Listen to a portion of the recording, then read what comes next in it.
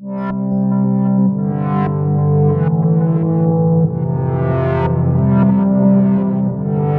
noches a todos, bienvenidos y bienvenidas. Los argentinos ahora dicen también bienvenides, pero aquí en Israel hay posibilidad en el idioma. Así que, bueno, mi nombre es Etel Barilka, para quienes no me conocen, y estamos muy contentos de darle la bienvenida a esta actividad de Mujer y Judaísmo.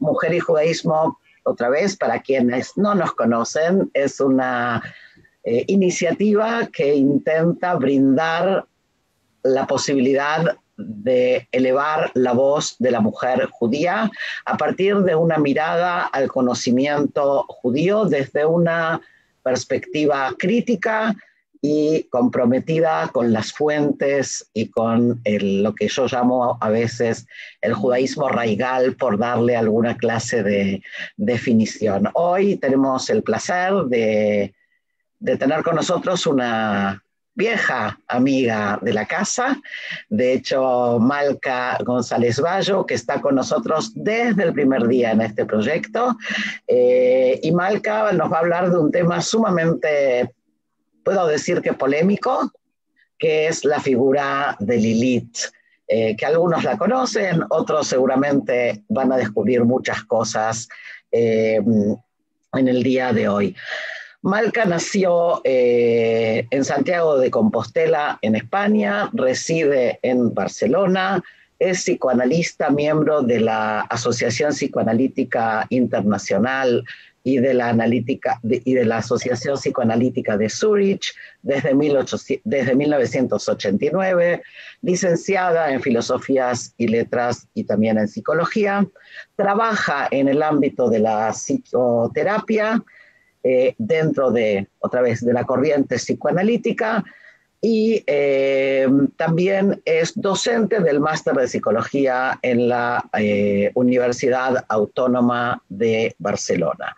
Autora de un libro muy interesante que se llama Los apellidos judeo-españoles. Hoy no vamos a hablar de eso, Malca, pero ya te comprometemos para otra charla sobre el tema de tu libro. Y coautora del libro Hilando Fino.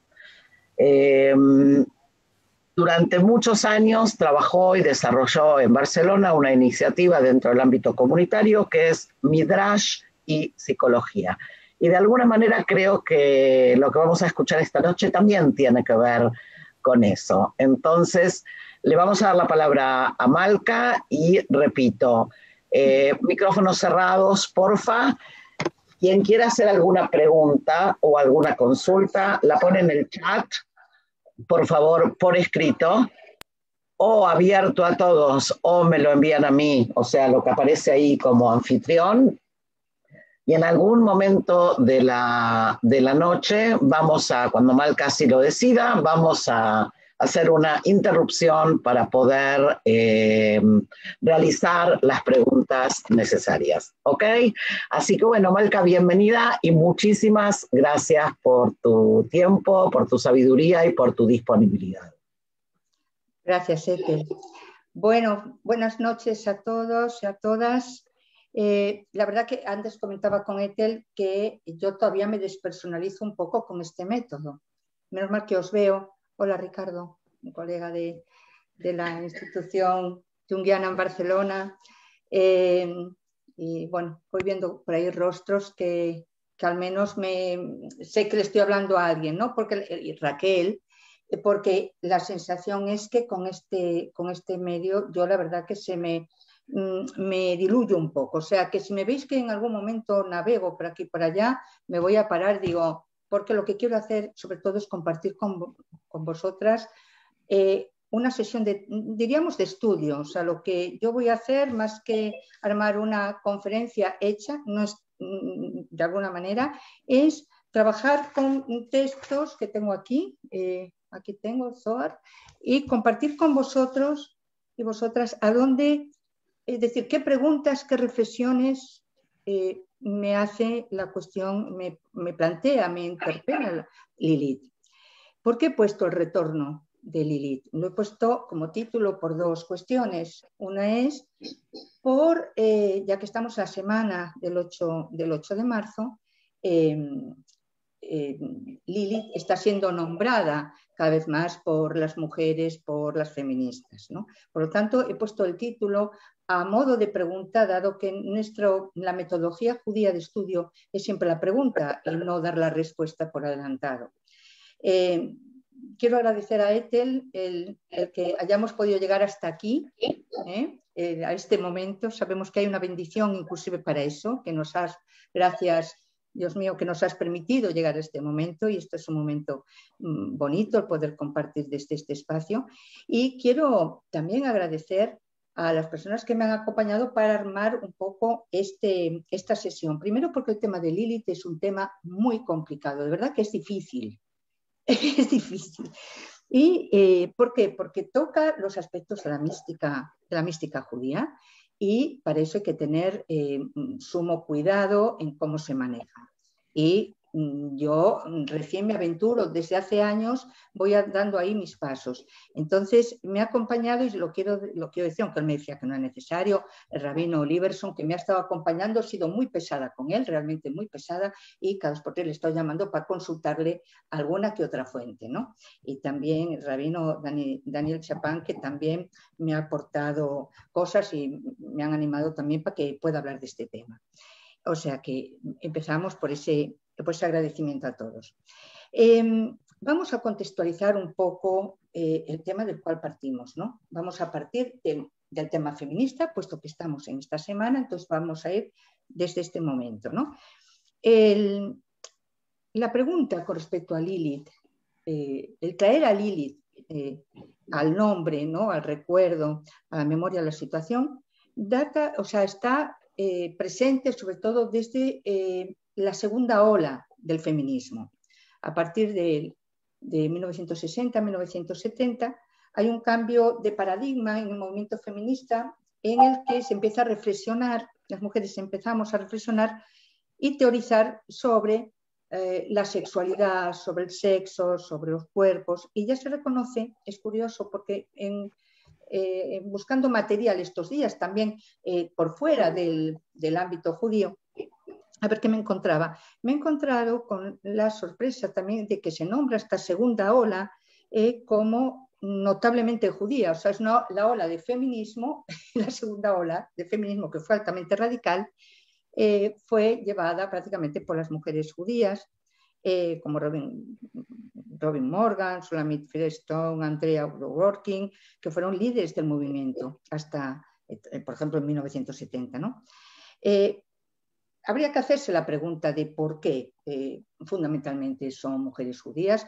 He contado que en el movimiento feminista, desde que se inicia el sufragismo hasta últimamente, lideresas mujeres judías, estamos hablando de casi unas 90 mujeres, estamos hablando de muchísimas mujeres, o sea, que son líderes, o sea, que son incluida Judith Butler, ¿no? Que es la teoría queer del último momento, también es judía. Es decir, son preguntas que dentro de nuestro espacio mujer y judaísmo nos podemos hacer, ¿no? ¿Qué relación tiene todo esto con el judaísmo, la judeidad, sea consciente o inconsciente? Es decir, si es que está latiendo algo por ahí, ¿no? Por el sustrato, que hace que las mujeres judías sean especialmente sensibles y especialmente activas a la hora de promover cambios en la cuestión de la mujer, ¿no? Se dice que algunas de ellas, claro, reconocieron, estas autoras, que después de la posguerra heredaron también una desconfianza tremenda, ¿no? Después de todo lo que pasó con el Holocausto, sobre todo hacia la autoridad pública. Y la devoción por el texto, que quieras que no, y por la educación que late en la cultura judía, y también con un gran compromiso también por la responsabilidad social, fueron factores que dicen inclusive autores y autoras de por fuera del movimiento y de por fuera de la cultura judía, explican el predominio de estas mujeres feministas judías que fueron líderes y que inclusive plantearon cambios de paradigmas, ¿no? Es en este encuadre donde la figura de Lilith aparece inclusive porque estas mujeres la quieren traer desde la supuesta tradición judía a la conciencia, e inclusive, yo esto lo sabéis mejor vosotras, no sé, Ethel o algunas de las que estáis aquí, que en 1936 tuvo lugar en New York el primer Seder de Pesaj protagonizado por mujeres. Seder de Pesaj, que es la cena ritual de Pascua para las personas que no sois judías, y en la que participaron varias de estas líderes, en donde se celebró fundamentalmente que el personaje Miriam estuvo también muy presente en la presencia de este Seder, ¿no?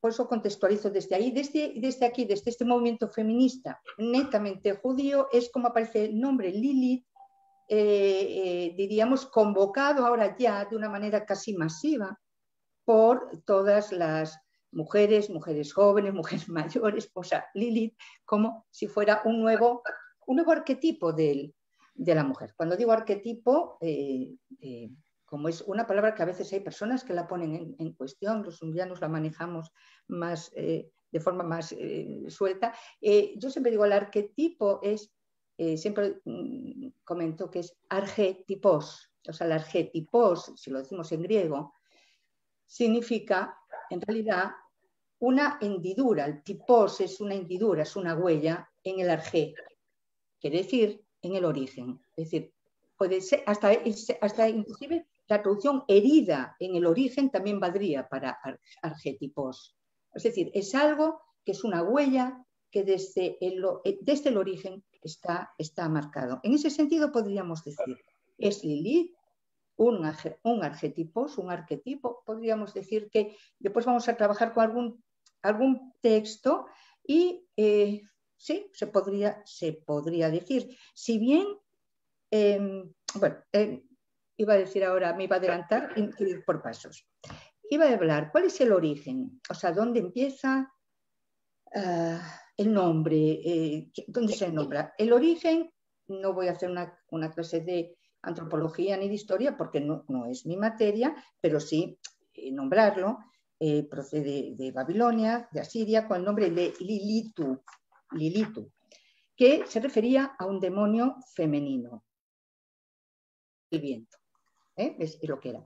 Aparece en el relato de Gilgamesh, en la epopeya de Gilgamesh, que se propone que es de las primeras obras que están escritas, y aparece en esta epopeya de Gilgamesh como mujer diabólica que habita en un sauce, un árbol, fijaros, habita en un sauce protegido por la diosa Inanna, y se dice que si aquí de alguna manera fue un cambio de culto, un cambio de rito, o un cambio de culto, un cambio de una sustitución de deidades en esa cultura. Eso es lo que se sabe en un principio en cuanto a culturas que están por fuera y que pudieron influir. Ahora bien, ¿por qué a Lilith en cambio se la sitúa, ¿no? Se la sitúa en la cultura judía? Se la está reivindicando como una opositora de Eva, inclusive hay un midrash, un nuevo midrash, si pongo comillas, de Judith Plaskow, ¿no?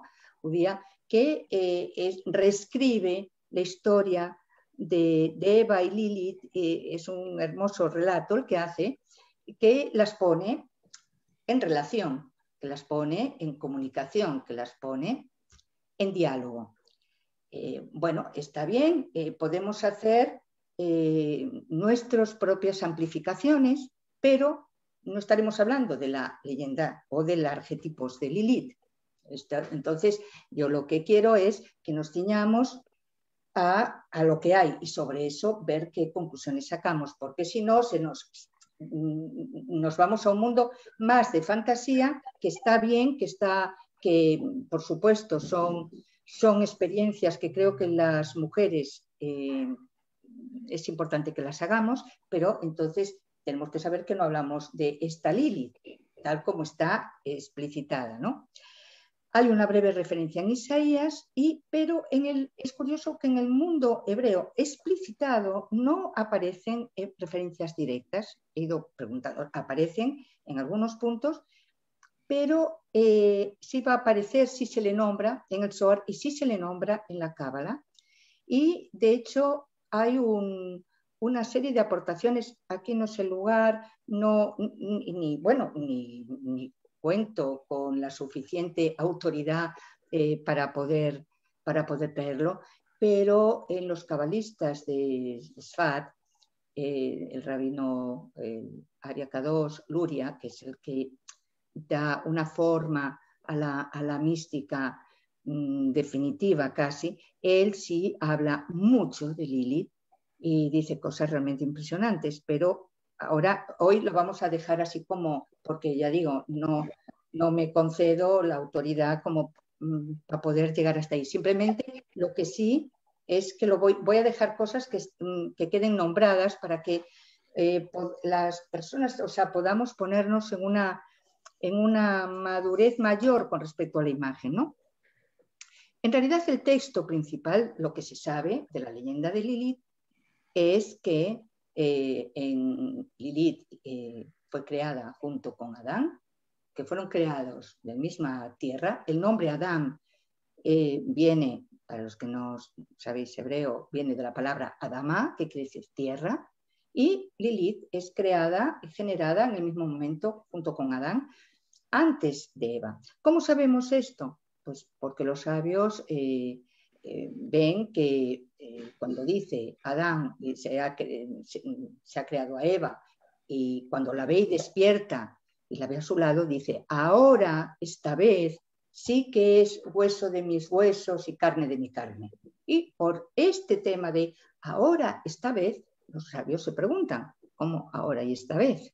¿Qué pasó? ¿Había otra antes? Porque si ahora esta sí que es la de carne de mi carne y hueso de mis huesos, realmente pudo haber otra antes, ¿no? Pero bien, la leyenda que se conoce de Lilith, que lo que se sabe es que en el momento de que Adán va a tener sexo con ella no aceptó la postura coital abajo de él y se lo dijo y él no lo aceptó. Y entonces ella nombró, diciendo el nombre inefable, el Sema Meforás, el nombre inefable de Dios, huyó y se fue, diríamos, voló hacia las profundidades, diríamos, vamos a suponer, de un supuesto inframundo hasta donde podemos concebir que en ese tiempo pudiera haber un inframundo. Desde entonces, claro, Adán se quejó a Dios y dijo, esta mujer que me has dado realmente me ha abandonado, no admite las cosas, ¿no? Y entonces Dios envía 3 ángeles al Mar Rojo, donde ella se fue, y para que volviera. Pero ella dice que no quería volver. Y además, no solamente no va a querer volver, sino que ella tiene como el encargo, de alguna manera, dice, de hacerse cargo de los niños hasta el 8º día, que es el día de la circuncisión, por cierto, y de los infantes, es decir, que va a matar mata a los niños, o sea, es una figura así presentada, la verdad, no parece muy bonita, ¿no? Entonces, ¿de dónde viene esto? ¿Qué quiere decir con esto? De hecho, Lilith parece que no quiere volver. Eso, yo siempre digo, es una ácrata cósmica, una anarquista cósmica que ha decidido prácticamente tener una creación en paralelo, ¿no? Y con todo lo que implica. Sin embargo, parece que el retorno de Lilith siempre se espera. De eso se habla el Rab Luria habla en la cábala de ese retorno, y que tiene que retornar, inclusive la relaciona con figuras muy, muy curiosas, ¿no? Pero si tuviéramos que decir qué autenticidad tiene esto dentro de las imágenes hebreas, pues la referencia fundamental de este texto está en el alfabeto de Ben Sirá. El alfabeto de Ben Sirá es el que da forma, por decirlo así, a esta leyenda.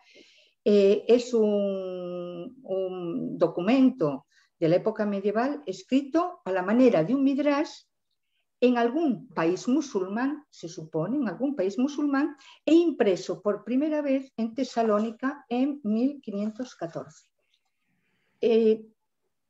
Este texto no es un texto canónico judío, no lo es, no está admitido, y es más, inclusive rabinos que ni lo han leído, o sea, que ni saben, pues que no, esa no es nuestra Lilith, parece ser, ¿no? Inclusive dicen los, bueno, estudiosos no judíos, que puede tratarse, o sea, que se trata inclusive de un texto antirrabínico. Es decir, estamos hablando de un texto que es satírico, que era a modo de sátira, inclusive como para decir qué tonto este Abraham, que le viene aquí hace lo que le da la gana, y este Abraham, mira tú, ahí se deja hacer, ¿no? Tiene un tono, parece ser satírico, dicen algunos que inclusive podría ser casi antijudío, no sé, yo os comparto lo que yo he podido saber de esto, ¿no? En él también se reinterpretan otros pasajes de la Biblia, pero es un texto, como digo, que no se tiene en cuenta en el judaísmo convencional. Este sería el contexto que tenemos en torno a Lilith. Hasta aquí tenemos. Es decir, no parece que tengamos demasiado con este material. No se pueden extraer demasiados aspectos, ni decir, por ejemplo, si fue castigada o si decir que era demonia porque se la castiga. Ahora vamos a entrar en otro punto y en otras formas, ¿no? Hay que decir que, primero, entendiendo que en el judaísmo tenemos una exégesis que tiene varios niveles para adentrarse en la interpretación, para aquellos que no lo saben y que nos acompañan hoy en nuestra sesión de estudio de los miércoles, son 4 niveles que van desde el análisis de un texto, tiene un acrónimo que se llama ESPARDES, que significa paraíso, que es el Pesat, el Remez, el Darás y el Sod. Estos 4 niveles son los siguientes. Primero es el texto en una visión literal, una aproximación literal al texto, es decir, a nivel de estructura, por ejemplo, lingüística, ver el sentido pleno del texto. Esto lo tenemos, por ejemplo, en la interpretación de Rashi a la Torá. Esto sería una primera aproximación, que cuando digo una primera no quiere decir que sea simple, porque leer esta interpretación con sus connotaciones lingüísticas hay que saber bastante para poderlo seguir. Es como si un lingüista, efectivamente, como un lingüista que analiza un texto. Esto sería la primera parte. El Remez es una exploración, ya, si no, Ethel me corriges, de significado, y que nos aproxima ya a las primeras preguntas que nos va a traer el texto. El Darás vendría a ser lo que decimos los analistas, una amplificación, es decir, son los que trabajan con la imaginación amplificadora, pero no entendiendo la imaginación, dejando la imaginación suelta, no, sino que a través del propio texto, leyendo entre las líneas del texto, el texto va a traer un nuevo relato de nuevo significado, en donde va a extender una especie como de imágenes, como de historia, leyenda, relatos, pero seguimos en el texto. Entonces aquí sí nos aparece un texto que se va desplegando. Y ya llegamos al Sod. El Sod es lo oculto y es lo mistérico. Es decir, diríamos es el acceso a lo mistérico, lo que se diría en lenguaje más secular, lo esotérico, lo oculto del texto.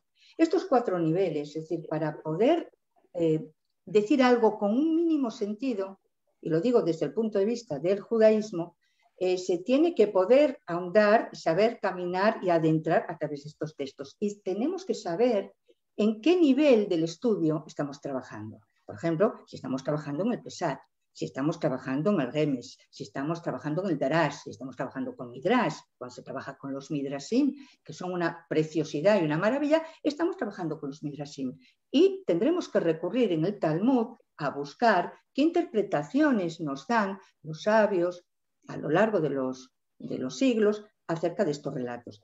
Y si hablamos de lo esotérico del Sod, tendremos que ir al Zohar y a los comentarios que sobre el Zohar hablan y dicen los sabios y los cabalistas, que por cierto eran los mismos que estaban en el Talmud, es decir, tampoco hay una diferencia, son los mismos sabios que trabajan a lo largo del tiempo en estos 4 niveles de la interpretación. Esta sería la exégesis y la hermeneusis judía. Lo digo para poder contextualizar el cómo podemos trabajar y que aspiramos, o que yo me gustaría aspirar a que poder trabajar con la mayor profundidad, ¿no? Es decir, que si tenemos un primer relato, vemos que Lilith está, o sea, así, con el relato que tenemos, que ni siquiera nos hemos aproximado a lo judío, y ahora diremos, bueno, ¿cómo entramos a Lilith desde lo judío? Y bueno, pues vamos a verlo, porque esa es la dificultad, ¿no? Lo que nos encontraríamos a partir de este relato que hemos dicho sería que Lilith ha quedado como una regente del inframundo, muy diferente a como serían otras diosas del inframundo en otras culturas. Por ejemplo, si tomamos en la cultura griega, ahora me voy a la cultura griega, una diosa del inframundo sería Perséfone, que es totalmente pasiva. Perséfone es pasiva. Pasiva, ha sido atrapada en el mundo del inframundo, se la ha llevado Hades y está esperando, anhelante, que alguien la rescate de allí para volver al mundo, diríamos, de la luz. Lilith no. Lilith ha bajado al inframundo, ha bajado porque ha querido y dice que de momento allí se va a quedar. Es decir, por eso digo que es una libertad total, es un riesgo absoluto el que asume, ¿no? O sea que ahí podríamos decir que si se queda, diríamos, en ese mundo, estamos hablando de un mundo de lo inconsciente, un mundo de la noche, un mundo del oscuro, un mundo de las pulsiones, estamos hablando de los niños, estamos hablando de la cuestión sexual, estamos hablando de que ella engendra demonios, estamos hablando en esa primera imagen. Sin embargo, si ahora lo tomamos, si tomamos ahora desde el mundo judío, nos vamos a encontrar, diríamos, con algunas sorpresas, porque y aquí es donde ahora tengo muchas cosas, tengo papeles y papelitos y apuntes y apuntitos y libros, decir, bueno, a ver, ahora, ¿por dónde os voy a compartir? ¿Por dónde va a ser más fácil la entrada? Hay un midrash, ahora me voy al midrash, ¿vale? Hay un midrash hermoso, precioso, que se llama, que trata del empequeñecimiento de la luna. Muchos de vosotras lo conocéis sobradamente y no voy a revelar demasiadas cosas, ¿no? Pero lo que viene a decir, resumiendo, es que el santo, bendito sea, creó dos luminarias con igual poder. Las dos luminarias son el sol y la luna y las creó exactamente igual tamaño, igual poder, igual luz, para que rigieran cada una en su reino. Pero parece que no era tan fácil que las dos luminarias pudieran compartir el mismo reino. Tanto es así que la luna protestó. Y la luna dijo, Señor, no puede haber dos reyes compartiendo la misma corona. Eso fue lo que le dijo. ¿Qué quería decir con esto? No, yo con este no voy a reinar. A mí la corona me la das a mí. O sea, en una palabra venía a decir esto. Viendo que no se aplacaba, porque realmente estaba muy enfadada, Dios le dijo que ella no se preocupara, porque ella iba a reinar más que el sol, puesto que ella iba a estar presente tanto en la noche como en el día. Entonces, su reino era de más envergadura, mientras que la del sol era solamente la del sol, y ella le dijo, bueno, ¿y qué importancia tiene que yo reine de día? ¿Qué importancia tiene que una luz pequeña se vea al lado del sol? Porque no se va a ver. Con lo cual, ante esta situación, Dios le ordenó, entonces, empequeñécete, le dijo, empequeñécete. Una situación así como diciendo, ¿qué es esto, no? Pero eso sí, la empequeñeció, pero le prometió el restablecimiento de la situación originaria. Algún día serás otra vez tan grande, tan luminosa como el sol, y el brillo de la luna será como el brillo del sol y será más que el sol. Bueno, esta es una imagen que decimos, bien, ¿con qué estamos aquí? ¿Qué es esto? Que la luna se empequeñeció, pero que algún día va a ser más. Dicen los sabios en el Zohar, esto hace referencia al retorno de Lilith.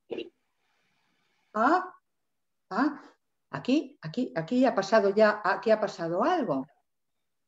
Aquí ya parece que esta Lilith es una Lilith diferente. Es una Lilith que aparece con otras, con otras connotaciones, ¿no? Y dice el retorno de Lilith. Querría decir que la palabra retorno en el judaísmo tiene una importancia muy especial. Se llama Teshuvah en hebreo y tiene la importancia de que todo tiene, o sea, que estamos en un proceso de tikkun o de rectificación del mundo y que todo lo que hay está en camino de Teshuvah, está en camino al retorno, a la vuelta a su origen, pero no del mismo punto como salimos, sino rectificados. Esto sería uno de los aspectos importantes que el judaísmo aporta. Toda la creación está en retorno a su fuente. Además se aporta que la luna, hay 7 fases, o sea, que va a haber unas 7 procesos en los que la luna y el sol van a estar, diríamos, en conexión. Estas 7 fases tienen que ver con la reintegración de lo masculino y de lo femenino, que va de espalda con espalda hasta encontrarse frente a frente. Es decir, que masculino-femenino no es algo que esté ya creado, generado con imágenes ya que tenemos totalmente, como diríamos, están ya hechas. Tenemos que poder trabajar con estas energías de otra manera. Quiero añadir que el tema de la luna es tan importante como que en el judaísmo, y os recomiendo un artículo precioso de Ethel, Mujer y Judaísmo sobre el tema, sobre el tema de Rosh Hodesh. Las mujeres judías celebramos Rosh Hodesh. Rosh Hodesh es la renovación, ¿no? La renovación de la luna. Y ese día, la víspera de Rosh Hodesh, que es cuando empieza el mes, en la víspera, en los cabalistas de Sfat nombraba en este artículo Ethel, era inclusive un día de ayuno. O sea, los cabalistas ayunaban la víspera de Rosh Hodesh por el empequeñecimiento de la luna, el Yom Kippur Katán, el pequeño día de expiación, que es un tema impresionante, ¿no? Que una cultura festeje la luna hasta tal punto que hasta se puede ayunar por ella. Y hay que decir también que los hombres judíos hacen la bendición de la luna cuando la luna está en los 7 primeros días de su renovación. Tiene una bendición especial. Es decir, que la luna no solamente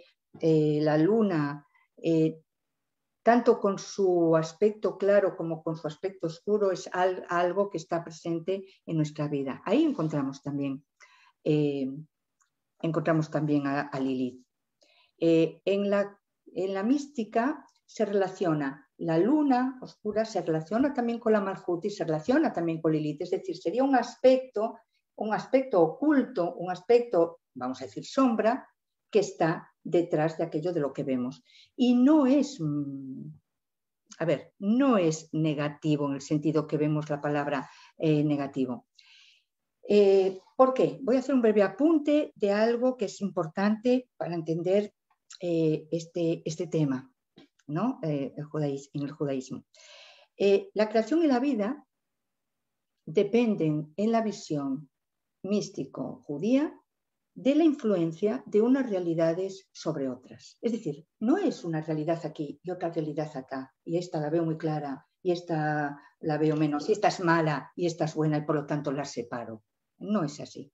Aquí la creación y la vida dependen de la influencia, fijaros, de unas realidades sobre otras. Quiere decir, los conceptos superior, inferior, derecha, izquierda, arriba, abajo, no son jerárquicos, sino que son dinámicos. Esto es, quiere decir, unos existen porque reciben de los otros, que a su vez son dadores a los otros. ¿Esto cómo se concreta? Quiere decir que lo masculino y lo femenino no son simples formas que están asociadas a hombre y mujer, sino que son funciones inclusive de la energía. Quiere decir, el que cuando se da es masculino, cuando se recibe es femenino, pero eso puede cambiar. Yo ahora, por ejemplo, estoy en posición masculina y vosotros estáis en posición receptiva femenina, pero esto en otro momento puede cambiar y estaremos al revés. Yo estaré en posición femenina y vosotros en masculina. Es decir, que unos existen porque reciben de los otros. La mística hebrea es la ciencia de las correspondencias, o sea que, vamos a decir, ascenso y descenso, no es que descenso sea malo y ascenso sea bueno, que esto es lo que se enseña normalmente en la cultura no judía, ¿no? Si estás abajo es que eres malo y estás castigado. Si estás arriba es que eres muy bueno. Es algo más complicado que eso y es algo más dinámico. Ascenso y descenso están en relación. Luz y oscuridad están en relación. Femenino, masculino están en relación. Más allá de hombre y mujer, tanto en el hombre como en la mujer. El bien y el mal están en relación y lo sagrado y lo profano también están en relación. Son funciones de la energía que configura la vida. ¿Qué es lo negativo? ¿Qué sería lo negativo? ¿Qué sería la noción de, vamos a decir, de pecado en el judaísmo? En el judaísmo no existe la noción de pecado original, tal como es conocida en la cultura normal cuando se habla de pecado, sino que en el judaísmo sería interrumpir el flujo entre dar y recibir, y que puede producir desequilibrio a través del cual se expresa el concepto del mal, hasta el punto de que el nombre de Dios se puede ver afectado por esto mismo. Todo está destinado al tikkun, a la rectificación y a la integración. Por lo tanto, el mal es un catalizador del bien, es decir, el mal no está en un lado y el bien está en el otro, sino que el mal, hay un midrash tremendo, lo tengo aquí, pero hoy no lo voy a sacar, en donde habla de la creación como lo bueno y como lo malo, si lo malo era bueno también, y lo bueno era bueno y lo malo era bueno. Como, eso lo voy a dejar quizás para otra ocasión, pero es algo muy sorprendente el ver que decir, como lo malo también es bueno. Entonces, lo que es bueno es que como el descenso está en relación con el ascenso, el hecho de descender, dice el judaísmo, en el mismo descenso está ya la posibilidad del ascenso. Es decir, es tan dinámico que cuanto más abajo bajes, más arriba también vas a llegar. Por lo tanto, la fuerza de lo que significa Lilith también está en este aspecto. Voy a leer algo que porque tiene también relación, y dado que estamos en la semana del 8 de marzo y muchas veces se habla de por qué no se habla de Dios en femenino, esto lo hablamos mucho en nuestro grupo de mujeres, el hablar de Dios en femenino, y es verdad, no hablamos de Dios en femenino cuando tenemos las fuentes directas para poderlo hacer. Dice el Zohar, me voy a permitir leer algo del Sagrado Zohar, traducido ya, pero bueno, es una traducción muy bien hecha, parece, entonces así lo voy a leer y lo voy a compartir con vosotros y a ver cómo resuena. Quiero decir con esto que para mí estos textos han sido siempre una sorpresa, son una paradoja, y no es lo que llego o no a saber con ellos o lo que llego a entender con ellos. Ahí nombro a Jochma y Binah, ¿no? Lado masculino, lado femenino. Es lo que me sorprenden. No llego a entenderlos, ni siquiera llego a saberlos, los tengo siempre que volver a ellos, pero lo que sí hacen en mi interior es una sorpresa increíble y no sé, una sensación muy, muy especial que os la quiero compartir desde este movimiento, ¿no?, que me producen. Dice el Zohar, atención ahora a lo que digo y a ver qué os sugiere a vosotros. El día proviene del flanco de la luz, que es el derecho, y la noche del flanco de la oscuridad, que es el izquierdo. Y cuando surgieron juntos, apegados por sus espaldas, los separó. Y la separación fue de su lado la espalda de Seirampin, para que se pudieran ver cara a cara y juntarse el uno al otro para que todo sea uno. Él fue llamado por la madre, Día, y se llamó Día. Y ella, el Malhut, fue llamado Noche, tal como está dicho. Atención ahora a la frase. Y llamó Elohim, la madre, a la luz, día, y a la oscuridad la llamó noche.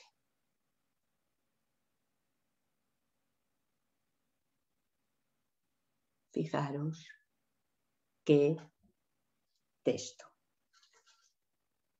¿Cómo es esto? a ver, ¿de qué nos están hablando aquí, no? Y dijo Elohim, sea la luz y fue la luz. Génesis 1:3. Esto está en el Zohar, en la sección también de Bereshit. Sea la luz y fue la luz, formándose los 3 mundos inferiores a partir de Ima, la madre. El padre decía y la madre, Elohim, hizo y ejecutó.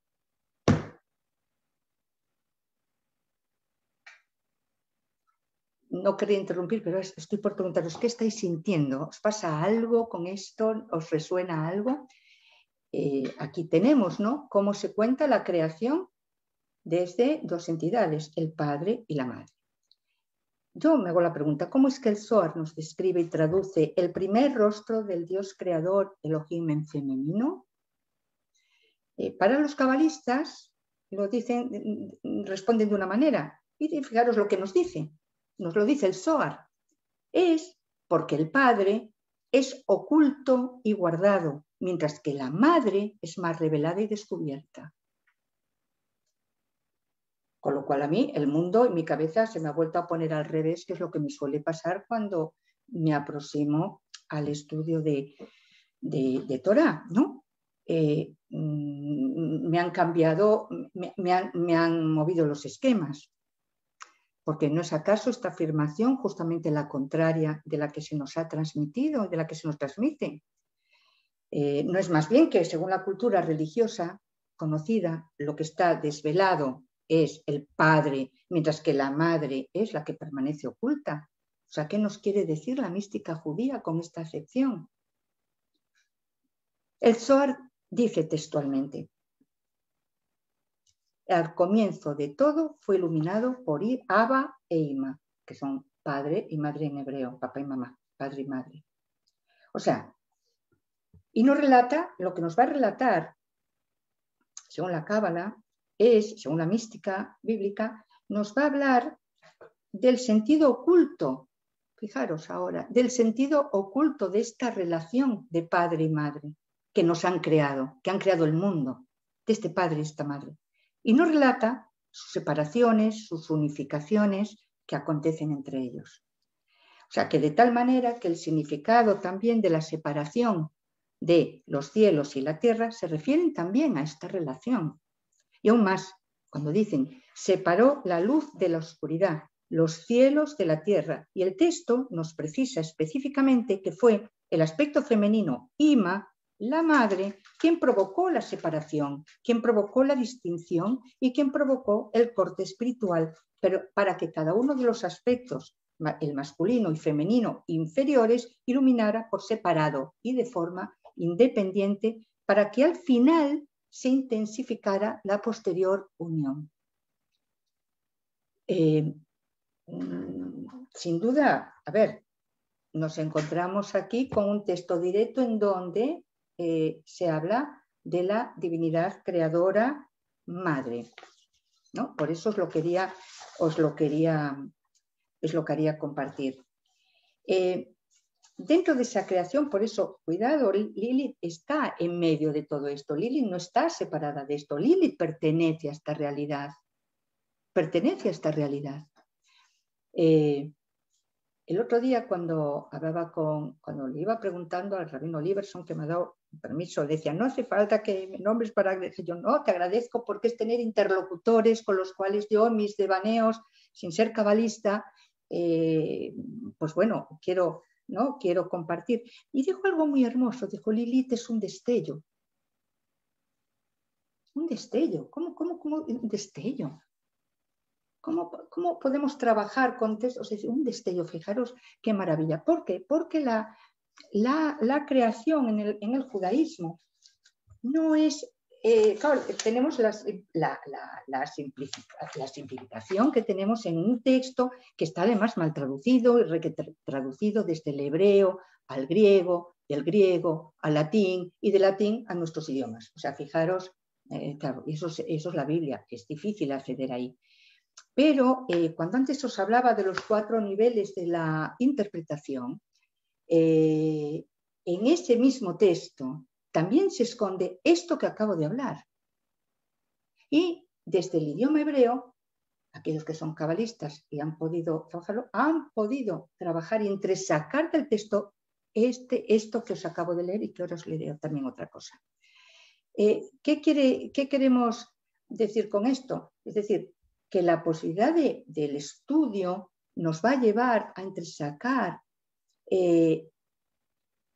también a Lilith dentro de lo que es esa creación. Cuando decimos destello, no es solamente una creación. Es decir, cuando leemos el texto de la Biblia, hay ahí cuatro niveles de creación anteriores desde el mundo de Atzilut. Está el Adán Kadmon. Cuando se habla de Adán Kadmon, que después los gnósticos lo tomaron como referente, pero hablar de Adán Kadmon no es cualquier cosa. Hay que aproximarse con cierta veneración hacia estos nombres. Y nuestra cultura, que ha separado lo sagrado de lo profano y que nos creemos todos muy inteligentes, pues pensamos que podemos hablar así, con ala, venga, aquí con estos nombres e intelectualizarlos demasiado. Hay que tener cuidado con esto. Los podemos nombrar y pues lo quiero nombrar y yo quería nombraros en un contexto como el que estamos, ¿no? Más íntimo, aunque no os veo cerca, os veo ahí, pero con mucho respeto. Entonces, no solamente es que ha habido 4 fases de condensación hasta llegar a este relato bíblico que conocemos, sino que todo esto, este madre, padre, estaban presentes desde el origen. Es increíble. ¿Qué pasa con esos destellos, ¿no? Esas fases de destellos de luz que van configurando todo un mundo? ¿Qué pasa con la visión o con la imagen de un Dios que se contrajo, que ahí habla el Rav Luria, ¿no? Que se contrajo en un movimiento que se llamó Tzimtzum para dejar un espacio vacío y poder abrir un lugar para la creación? Y se hace la comparación de, igual que la madre cuando está embarazada hace un Tzimtzum para dejar lugar a la creación de su hijo, ¿no? Es decir, con esto quiero decir que estamos hablando de imágenes muy potentes, muy poderosas, ¿no?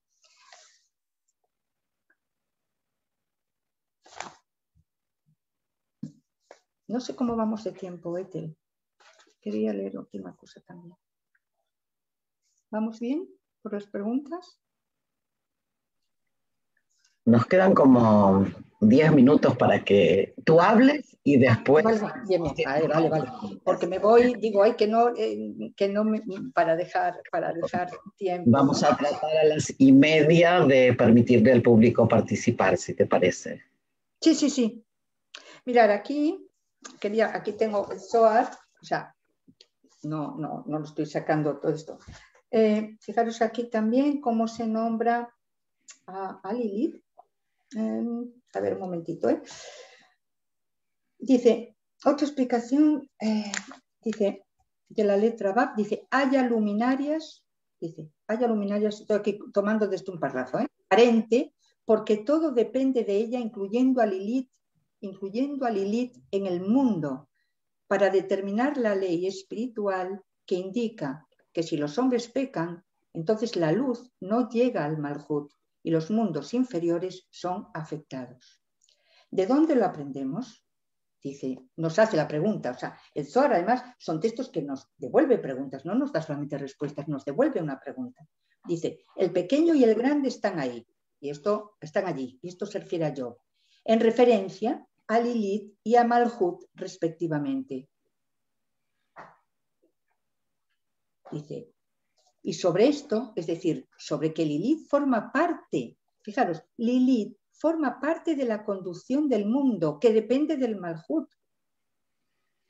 Es decir, que ahí está unida también a unos aspectos también más oscuros, pero que depende de la conducción del mundo. Está ahí en la conducción del mundo.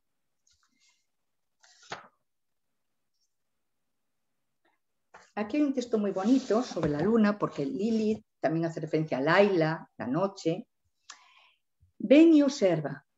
También es muy bonito cómo el texto del Zohar nos va llamando, nos dice, ven y observa. Digo, vale, pues ya venimos, vamos a ver qué observamos, ¿no? Dice, Cuando la luna ejerce dominio en referencia al Malhut, hay que decir que Malhut es la última de las sefirot, del árbol sefirótico, y se refiere al reino, es la tierra. En realidad lo que es más próximo es nuestra creación, es donde habitamos, ¿vale? Malhut, tierra y luna, es donde habitamos, es nuestra casa, para decir. Dice, cuando la luna ejerce dominio en referencia al Malhut y es iluminada por ese río que fluye y brota, el Yesod, todos esos cielos de lo bajo y sus huestes, todos aumentan su luz. Y las estrellas que están encargadas sobre la tierra, todas gobiernan y hacen brotar plantas y árboles. Y el mundo se multiplica en todo. E incluso las aguas y los peces del mar, todos sobremanera se multiplican, y muchos guardianes de justicia sobrevuelan el mundo, porque todos se regocijan con enorme poder.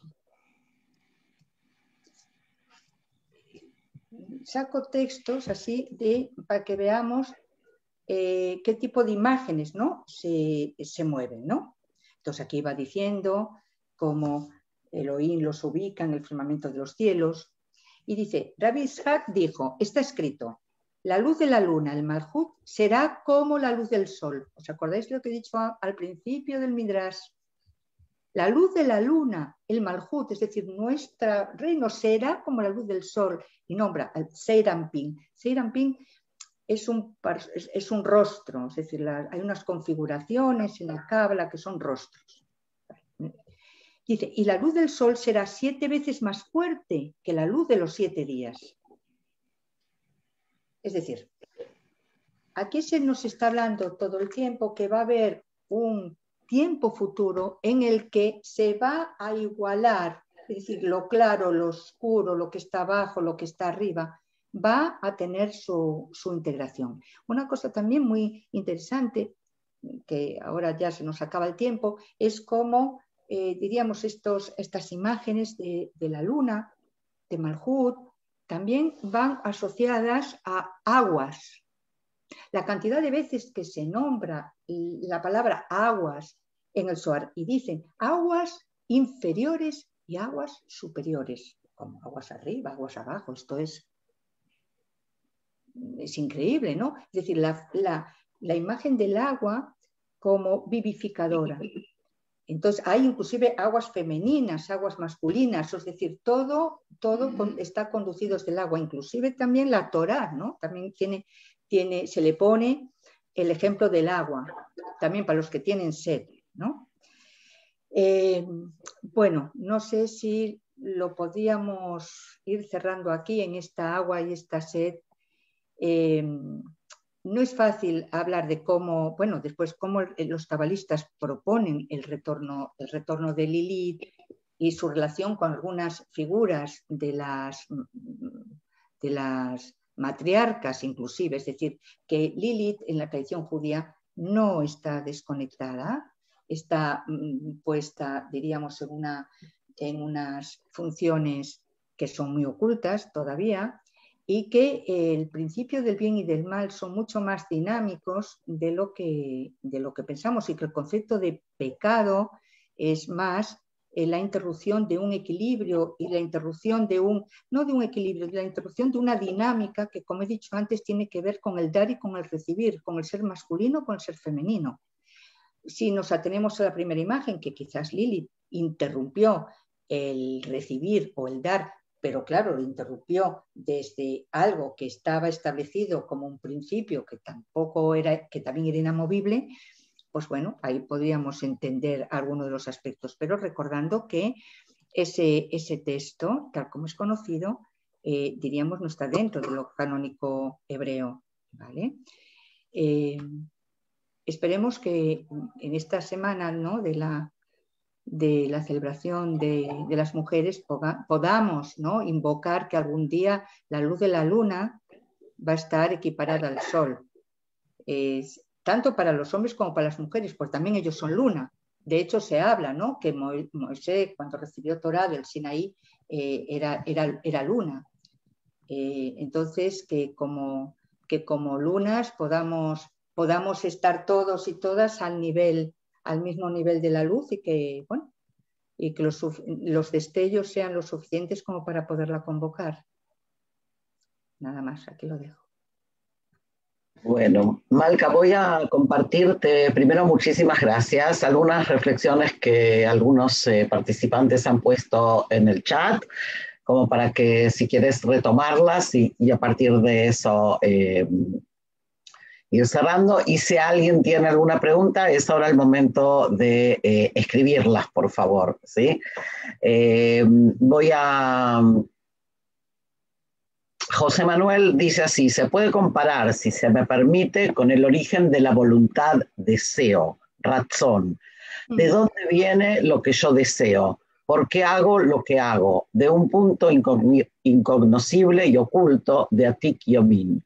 Esto inmediatamente tiene un correlato, una chispa que alberga todas las formas. Binah. Binah, Ima.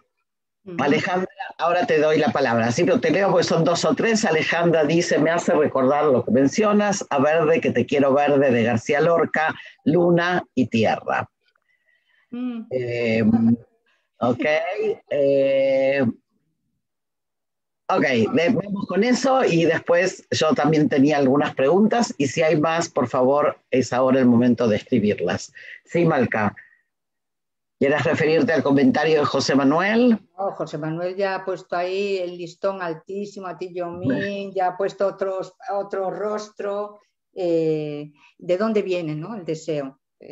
Bueno, es todo un tema. El deseo viene desde el momento primero de la creación. El deseo viene de Dios en sus aspectos masculinos y femeninos. O sea, desde el momento que hizo el Simsum para crear un espacio para un otro, ¿no? O sea, esa imagen de que la divinidad, que todo lo ocupaba, todo, es decir, la posibilidad de esa totalización no existe, por decirlo así, en la concepción judía, de la manera que lo concebimos, porque aquí lo que está puesto es al revés, es una divinidad que renuncia a su totalización. Es decir, si yo soy el total o la total, ya no hay nadie más, ¿no? Entonces esa retirada, ese simsum, esa contracción para generar un espacio. Ahora, también ahí es donde también hay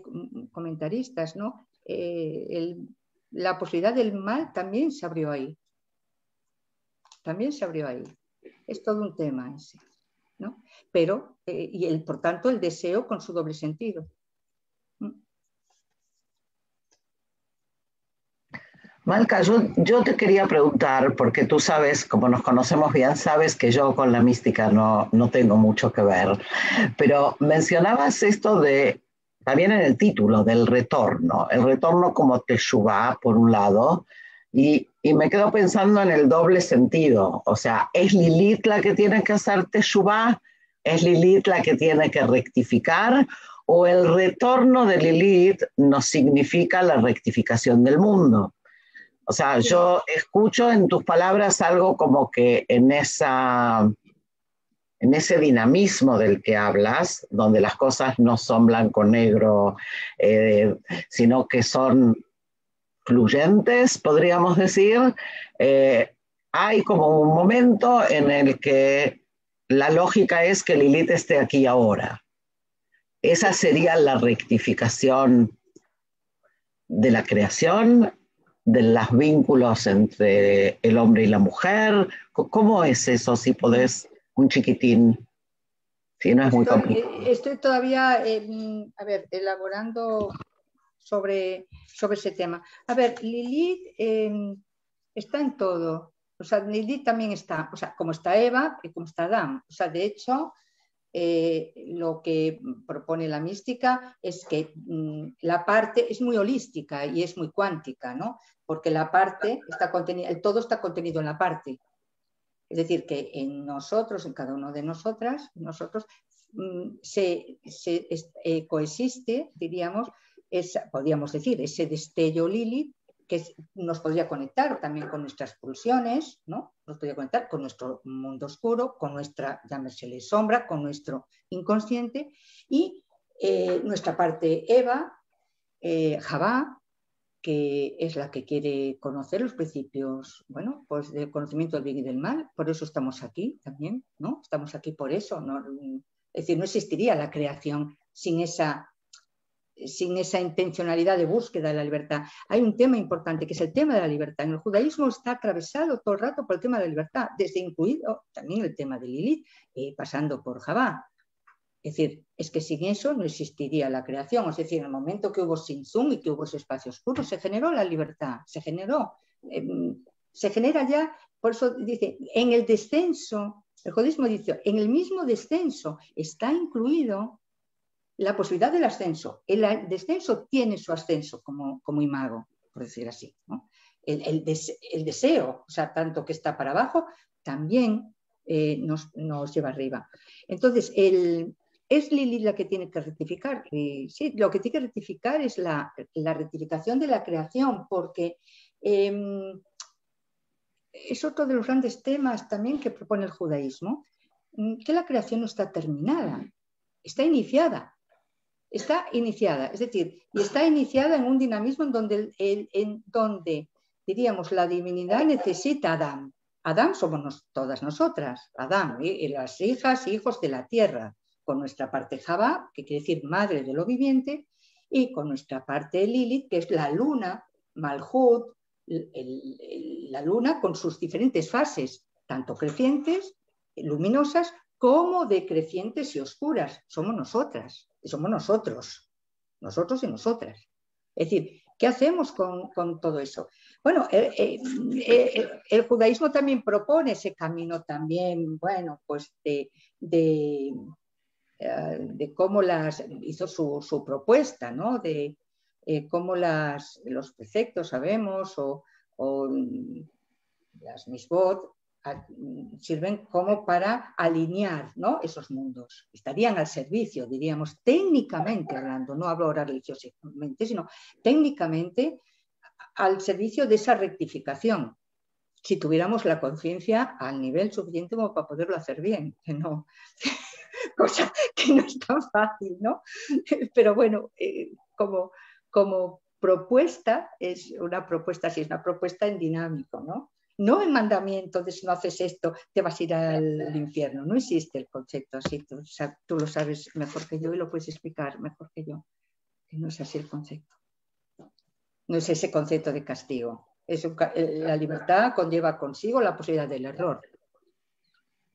Pero entonces la posibilidad de rectificación. No, es que no hay otra. Y por tanto del conocimiento. Porque si no sabemos lo que hemos errado y no conocemos cómo rectificarlo, pues no se puede rectificar, ¿no? Te quedas igual que estaba, sería una libertad en ciego, ¿no?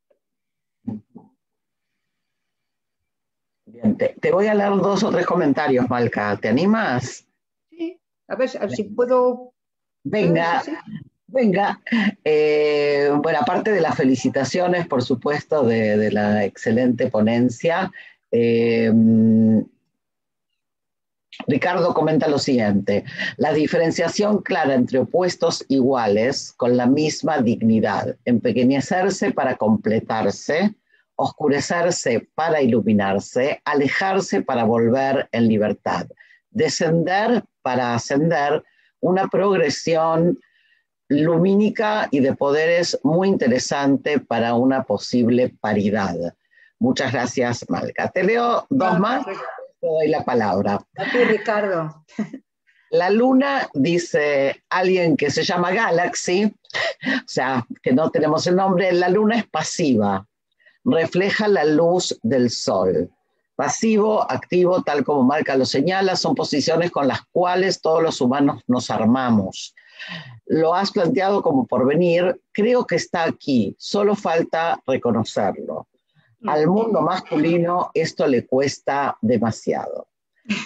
Y Daniela, tu colega desde Barcelona, dice así: Eva es la madre y Lilith puede ser la mujer representación del deseo, oscuro objeto del deseo o chispa de la vida, la que atemoriza también al hombre por ser subversivo. ¿Es el mito de la mujer bruja quemada por los hombres o me equivoco?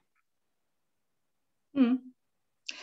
Sí, en una parte yo creo que sí, que es decir, esa Lilith, es decir, Lilith y tanto Lilith como Eva en la cultura, vamos a decir, a mí no me gusta decir judeocristiana porque no es verdad, o sea, para decir judeocristiana se tendría que conocer, judaísmo se tendría que conocer esto para poder hablar qué es judeo y cristiana. Diríamos católica, porque tampoco puedo hablar de otros cristianismos, ¿no? Claro, están totalmente escindidas. Este es el problema, que al estar escindidas, o sea, existe un infierno, un margen en el que el diablo está escindido. Claro, el temor de lo que se escinde, bueno, realmente es terrorífico, bien pensado, ¿no? Entonces, además, el cambio también de los criterios, porque sabemos que en la cultura judía existía, o sea, la cultura es patriarcal y es matriarcal, o sea, las matriarcas han cumplido y cumplen un papel también arquetipal, diríamos, en la conciencia, y eso por lo menos equilibra un poco la cuestión, pero, y además es matrilineal por otro lado, o sea, que la mater está muy presente, pero en la cultura general muy, muy, muy patriarcal, pero patriarcal en el mal sentido, yo creo que hay un patriarcado, o sea, como decía Neumann, ¿no? El analista Eric Neumann, que hablaba de la conciencia matriarcal, o sea, y la conciencia patriarcal son como posiciones de conciencia en la cultura que las tenemos todas y todos, nosotros también somos patriarcales, pero como posición de conciencia, o sea, tiene que ver con la posición regente de la conciencia consciente racional, de índole racional, que escinde absolutamente los principios, vamos a decir, de irracionalidad, sentimental, y que lo ha dejado como lado. Entonces, en ese sentido, sí, yo creo que tanto Eva, tanto Java como en este caso Lilith, menos nombrada y desconocida, yo creo que se asumió como Java, la cultura la temió, porque fue madre del pecado, porque se tradujo que por culpa de nuestra madre, que para el judaísmo somos, es decir, todos estábamos en Adán, esa es la diferencia. No es aquellos que estaban allí, y ahora hemos llegado aquí, que pobres de nosotros, menudo lío, nos metió esta señora en el árbol con una manzana, que no existía manzana, no está nombrada la manzana en la Torá, no existe manzana, no existe. Pero lo cierto es que nosotras y nosotros estábamos todos en el Adán, todos estábamos en el Adán. Es decir, había, por cierto, comparto un diálogo muy bonito que, Ethel, si me lo puedes encontrar la referencia, ¿por qué he perdido la referencia? Y demás. Isaac, tú también búscame la referencia, que me la puedes encontrar, por favor. Eran dos rabinos, hermanos, ahora no sé decir el lugar, allá por el este, por Polonia, por allá, que discutían, eran dos grandes estudiosos, esto parece que es real, y estaban estudiando el Génesis, estaban estudiando el Bereshit, y estaban estudiando el momento en el que está el fruto del conocimiento del bien y del mal, y entonces uno de ellos dice, yo sé, le dice un hermano rabino, estudioso al otro hermano, yo sé que yo no fui de los que tomó la fruta. Yo no estaba en el lado del Adán, de los que cogió la fruta. ¿Qué le contestó el hermano? Pues yo no, yo fui de los que alargó la mano. Mira qué bonito. Yo fui de los que alargué la mano. ¿En qué lado del árbol estábamos? ¿En qué lado, digo, del Adán? Nuestras almas estábamos. ¿Con qué nos identificamos? Pues a veces le decimos, no, yo ahora, sí, yo alargo la mano. O sea, que los dos rabinos con el mismo nivel de conocimiento, uno dijo, no, yo no. Él se quedó en el lado, ¿no? Pasivo masculino, mientras que el otro dijo, yo fui de los que alargué la mano. Es decir, no hay un sentido de pecado ahí. Pero alargar la mano y tomar el conocimiento del bien y del mal se ha considerado muy peligroso en la cultura. Muy, muy peligroso. Bueno, Malca, nos has dejado con... ¿Cuántas charlas más vamos a hacer para poder entender esto? Yo. Te leo un último comentario y sí te pediría que a partir de la respuesta de esto intentemos cerrar. Yo en lo personal, bueno, para mí es siempre un aprendizaje porque en este sentido me cuesta alargar la mano hasta a este mundo, pero aquí hay un comentario, en realidad varias personas comentan de lo mismo y se vincula con lo que estabas un poco hablando, plantean el tema de la serpiente. ¿Sí?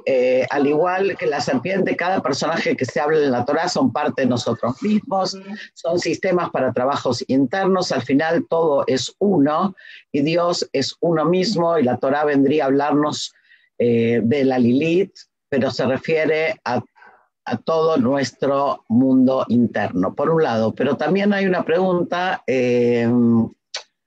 poco más concreta en cuanto a, dice, hay quienes dicen que Lilith regresó y es la serpiente que tentó a Adán. Entonces, me gustaría que aclares un poquito eso, ¿sí? Sí, está bien, se me ha olvidado. No es Lili la serpiente, es masculina, la serpiente es el culebro, y era Samael. La serpiente era Samael y era la pareja de Lilith. Es decir, con lo cual ahí sí que podemos enganchar un poco, ¿no? la historia, ¿no? Es decir, quién era, y bueno, pues quién era Samael. Claro, porque hay toda una serie en este universo tremendo, súper, ¿cómo diríamos?, súper dinámico, entre figuras que nos aparecen negativas o positivas, pero que cumplen su papel. Cada cosa cumple su papel en el relato. Entonces, claro, Samael era bueno o malo. Hombre, pues parece que, claro, si es la serpiente, que era el serpiento, era el culebro, era en masculino, que es el que, bueno, tienta a Eva, y claro, era la pareja de Lilith, pues ahí también podemos sacar una serie de connotaciones. Y está claro, y todo eso, efectivamente, es cierto, todo este universo, lo que nos plantean los sabios del Talmud, los que nos muestran los sabios del Zohar, que eran los mismos, siempre digo, que son los mismos, o sea, no es que hubiera unos cabalistas que fueron unos locos que les dio por estas imaginaciones tan tremendas, no, que eran ellos, o sea, que estaban trabajando, o sea, que no se separaron de las líneas talmúdicas los cabalistas, no se separaron en ningún momento. Entonces, ¿qué nos querían decir en esta locura, ¿no? de universo y de vida, de generación de universos donde hay además, y además hay otra cosa, es que además aquí entre nosotros es que dicen que además hubo otros universos antes. Bueno, eso ya es la locura, ya vamos, ya nos pueden llevar a unos niveles que claro, esto como el que tenga un poco de curiosidad ya se te han llevado, y son impresionantes. Entonces, en este vaivén de luces, de destellos, de mundos que descienden, de masculinos y femeninos, de rostros, claro, todo esto también somos nosotros, está dentro de nosotros, o sea, tenemos que irlo descubriendo, ¿no? Como si fuéramos una caja de estas, ¿no? Que se abre, todo eso se supone que no sé si más en pequeñito o más grande, somos nosotros, estamos en nosotros. Formamos parte de eso, y no solamente eso, sino que más nosotros y nosotras, y la parte femenina especialmente, es la encargada también de rectificar toda la parte del mal, porque el bien y el mal están como entrelazado, y entonces eso tendría que ver con la rectificación. En fin, muchísimo para hablar, para compartir o para estudiar, Yo lo que os invito a todos los que estéis aquí es que pues eso, os podáis impresionar con estos textos maravillosos, que sea eso sí en una buena traducción y siempre con guía de alguien que sepa y preguntar, es decir, porque si no se nos puede ir la cabeza a hacer como asociaciones que no son adecuadas y correctas, y en eso sí, los judíos somos realmente muy escrupulosos con el texto y de no dar pasos más allá de lo que toca. Yo os he podido compartir con mucho respeto y cuidado hasta donde yo voy llegando, no más allá, ¿no? Bueno, Malca, muchísimas gracias. Ha sido un placer. Nos has presentado un desafío no pequeño. Te están aplaudiendo aquí los compañeros y de verdad que te lo mereces. Quiero recalcar algo que has dicho al final y que tiene que ver también con nuestro proyecto de Mujer y Judaísmo, y es el tema del conocimiento. O sea, dijiste, somos muy escrupulosos con los textos. Y en ese sentido, algo que es importante, y es que uno no puede comenzar por la Kabbalah si no ha leído la Torá. Entonces, la invitación, por supuesto, es a estudiar, a conocer y a adentrarnos en cada uno en el sentido que quiera, pero siempre a partir del estudio, el conocimiento y yo diría la lealtad al texto como nuestra plataforma. Así que agradecerte, Malca, nuevamente a ti, en nombre de Mujer y Judaísmo, y a todos los que habéis participado. Y bueno, nos vemos la próxima, ¿sí? Si les parece bien. Hasta muy pronto. Un gusto.